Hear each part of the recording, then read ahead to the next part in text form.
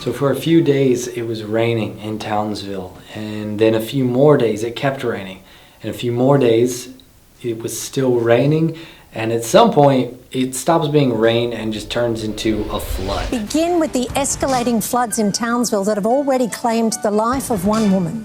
Locals were given reprieve overnight with rainfall levels less than expected. However, authorities have warned the worst is not over. Townsville has received almost an entire year's worth of rain in just over a week. An interesting place to work during a flood, as it turns out, is a radio station, because we are a point of contact for people who are tuning in all across the city, who otherwise might not be tuning in to us and otherwise would be going about their normal day.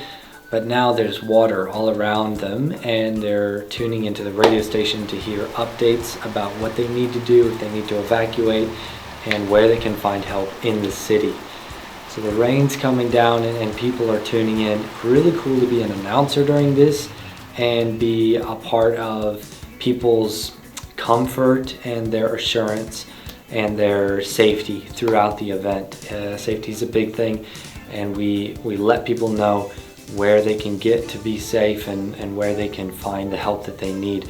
When there is a natural disaster, what we do is we put announcers on the air 24/7 live on the radio. So we did that for about 4 days before going back to regular schedules, still focusing on flood recovery and content.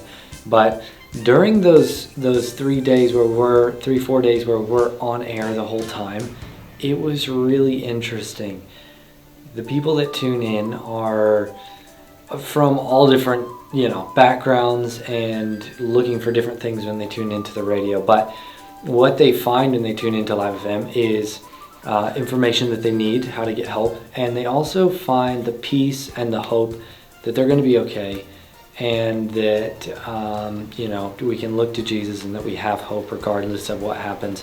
That's a really unique message in the media, and in a time where there's water coming into your house. That's not the message that you're instinctively thinking of. So it's really powerful. One evening, a listener called in early hours of the morning. She called into one of the other announcers and just talked because she was just having all these feelings, finding it really difficult, and felt like the station was a place where she could just open up and connect. Super cool. I've never met her, and she called one of the other announcers, but a good example of the fact that people are lonely and they need help, they need support, and they need hope in times like this. And so it's really cool to be a part of sharing that.